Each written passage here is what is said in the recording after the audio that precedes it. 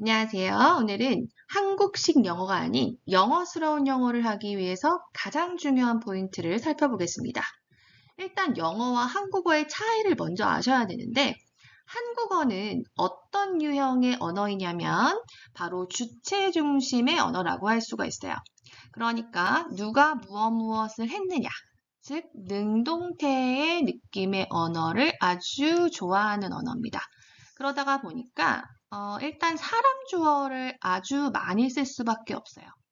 예를 들어서 사람들이 그 끔찍한 광경을 보고 놀라워했다라는 표현을 영어로 옮기고자 할 때 우리는 보통 어떤 구조를 떠올리기 시작하냐면 이 사람이라고 하는 이 주어 자체를 그대로 옮겨줍니다. 그러니까 사람 주어를 가장 좋아한다고 했죠. 우리나라 사람들은. 그래서 people을 먼저 놓고 시작을 바로 합니다. 그러다가 보니까 뒤에 이 when they saw라고 하는 이 접속사절을 보이시죠? 그래서 사람들이 그 끔찍한 광경을 보고 놀라워했다.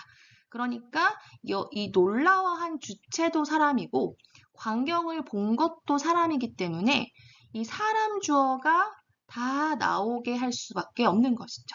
그런데 문제는 이 people과 이 they라고 하는 이 사람 주어를 쓴다면 복문의 구조가 되면서 아주 문장이 어떻게 되죠?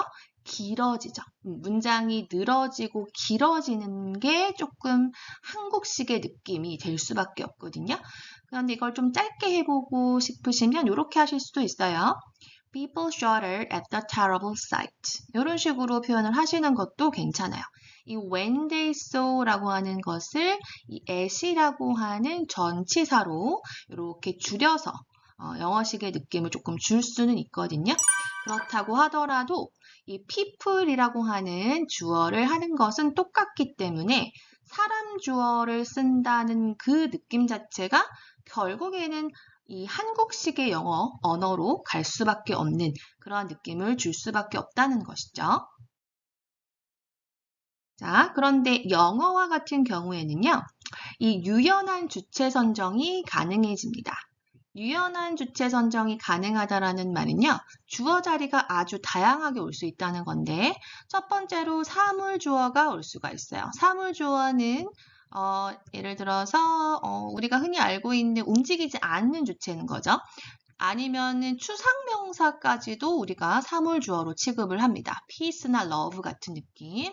자, 그 다음에 행동이나 동작 같은 것들도 우리가 주어를 쓸 수가 있는데 우리가 알고 있는 ing나 투부정사로 시작하는 경우가 많고요. 그 다음에 전치사구로 시작하는 경우도 많죠. at이나 in이나 on 같은 느낌의 이 전치사구가 바로 시작하는 경우도 있어요. 그래서 그만큼 주어가 아주 다양하게 올 수 있다는 게 바로 영어의 가장 큰 차이점이 되는 것이죠.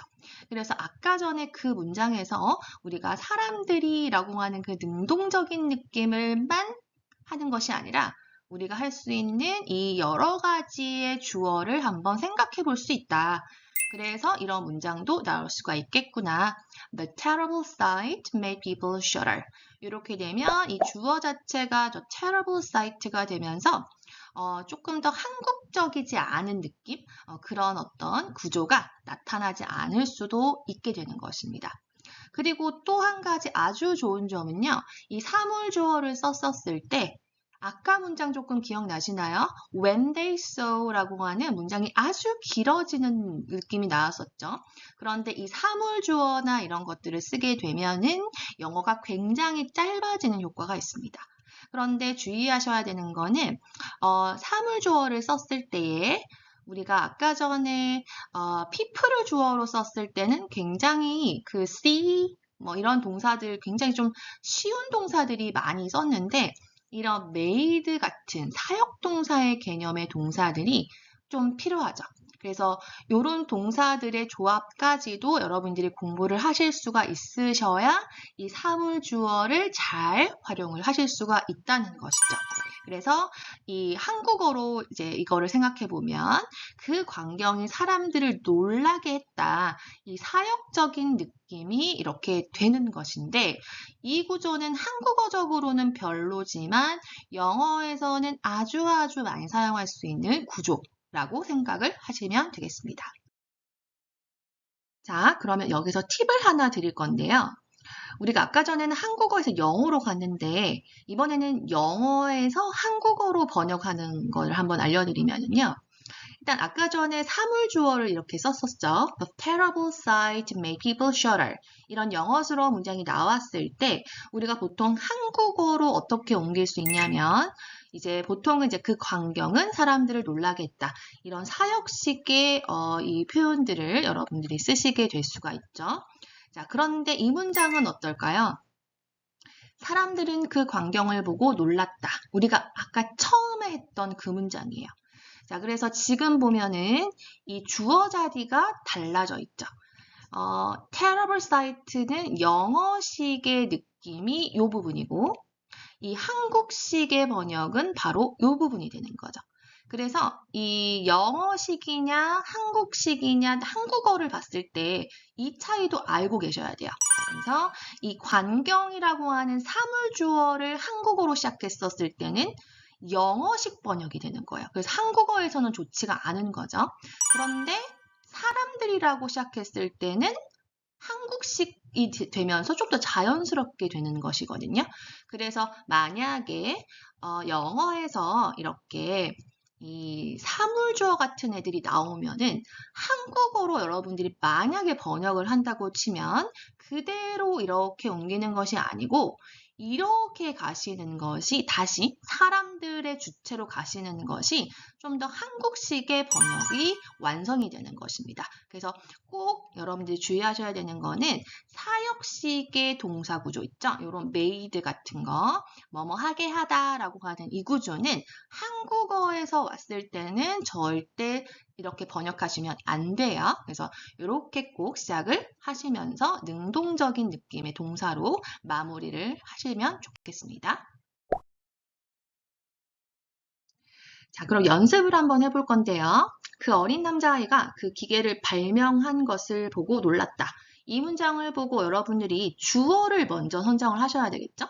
그런데 주어를 딱 쓰려고 하니까 이 동작을 먼저 보시면 됩니다. 일단은 놀란 게 누가 놀랐느냐? 아, 사람이 놀란 거 아니겠어요? 내가 놀랐건 네가 놀랐건. 그래서 여러분들은 보통 I라고 아니면 we 같은 사람 주어를 떠올리실 수 있을 것 같아요. 그래서 얘를 만약에 한국식으로 영어를 번역을 해주신다면 I was surprised to see that the little boy had invented the machine. 이렇게 될 수밖에 없는 거죠. 그래서 주어는 어떻게 가져간다고요? 처음에는 이런 사람 주어로 먼저 시작을 하시는 것이죠. 그 다음에 놀랐다, surprised to see 이런 식으로 연결을 하시게 되는 건데 또 문제가 있죠. 또 어떤 문제가 생겼느냐 하면은 또 이러한 그 발명했다라고 하는 동작이 또 동사가 들어가 있기 때문에 누가 발명했느냐 또 주어가 필요한 경우가 또 생겨버리는 거죠. 그러니까 어린 남자아이가 또 필요해지게 되는 거죠. 그래서 little boy had invented 이런 식으로 또 주어가 필요해버리는 그런 복문적인 느낌의 동사들이 구조들이 또 생겨나는 것이죠. 그래서 문장이 좀 어떻습니까? 굉장히 길어지고 있어요. 이런 것들이 좀 한국식의 영어 느낌이라고 보시면 되겠고요. 그러면 좀 더 영어스럽게 고쳐보자. 그러면 어떤 주어를 쓸 수가 있을까요? 좀 생각을 해보시면 저 같으면 이렇게 한번 해볼 것 같아요. 주어를 The little boy's invention of the machine 정말 굉장히 좀 주어가 조금은 더 길어졌지만 이렇게까지도 주어를 만드실 수 있겠구나라고 하는 조금 더 열리고 유연한 느낌의 여러분들이 좀 체계를 좀 갖춰주시면 좀 더 영어스럽게 바꿀 수가 있는 것이죠. 그래서 동사가 이렇게 간편하게 하나밖에 나오지가 않는 그런 현상이 나타나는 것이죠. 그래서 지금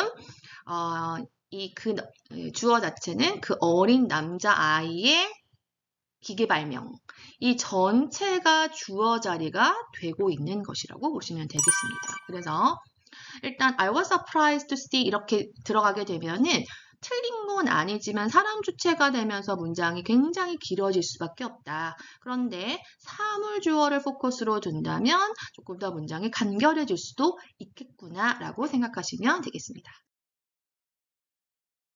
네, 그 다음 연습을 한번 해볼게요. 그 보고서를 보면 그 문제를 매우 정확하게 분석한 것을 알 수 있다. 조금 문장이 길어졌는데, 자, 이거를 보는 순간 여러분들 주어를 뭘로 하실 것 같으세요? 지금 여러분들의 생각을 맞춰보면 이렇게 동작들이 들어가 있으니까 사람 주어들을 딱 떠오르실 수 있을 것 같아요. 그렇죠? 그래서 여러분들이 주어를 딱 떠올리셨을 때 보통은 이렇게 When we look at the report, when I look at the report 이런 식으로 이 주어를 이렇게 사람 주어로 가져가는 거죠. 그리고 여기 알 수 있다라는 부분도 we can see라고 해가지고 주어 자체가 똑같아지는 주어가 여러 가지가 나오는 그런 현상이 나타나는데 한번 읽어보면 When we look at the report, we can see that it analyzed the problem very accurately. 이 문장도 굉장히 좋고요. 아주 영어에서도 좀 잘 사용할 수 있는 그런 느낌이죠.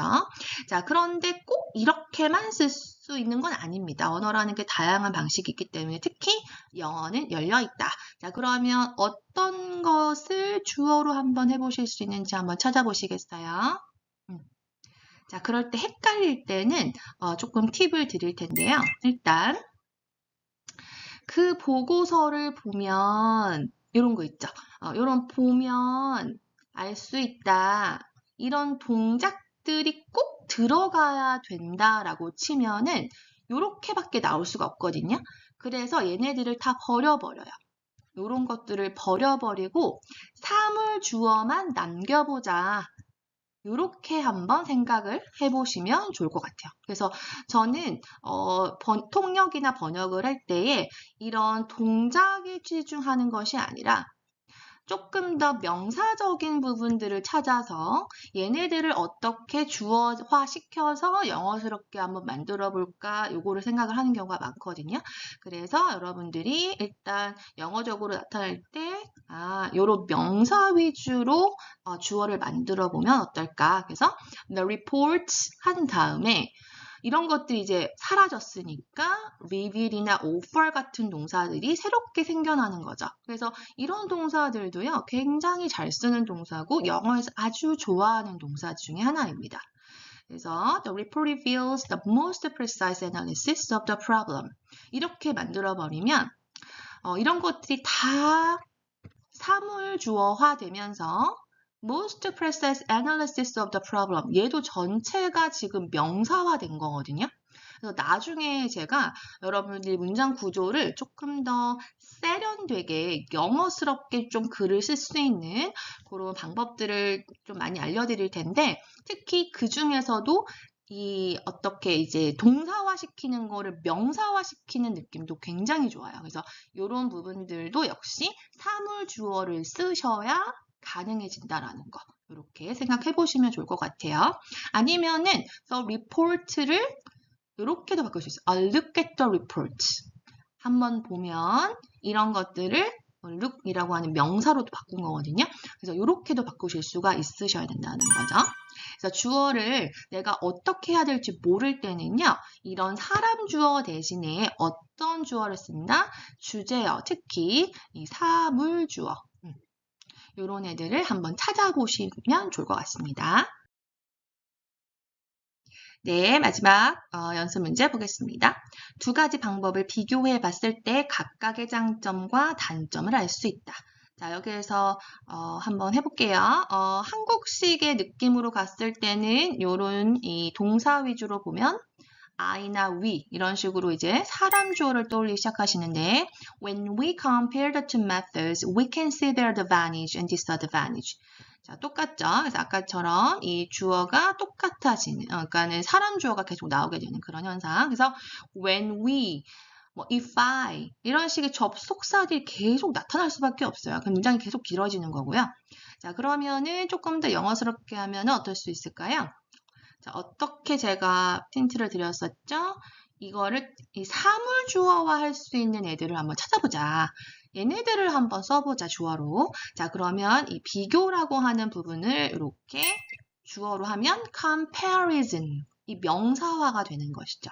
이때는 동사가 되는 것이고요. 이때는 명사화가 되는 것이죠. 그래서 the comparison of the two methods will show you their advantage and disadvantage. 이렇게 쓰시면 조금 더 접속사가 빠지고 동사들이 또 필요 없는 이러한 주어 동사 반복이 떨어져 나가면서 문장이 조금 더 심플해지는 것이죠. 그래서 comparison will show you. 이런 식으로 이제 시작을 하시게 되면은 굉장히 영어스러운 느낌을 주실 수가 있는데 한국어로 보면은 비교는 뭐뭐를 보여줄 것이다. 이렇게 굉장히 어색한 느낌의 번역이 될 수밖에 없지만 영어로는 굉장히 심플하고 굉장히 영어스러운 느낌을 주실 수가 있다는 것입니다.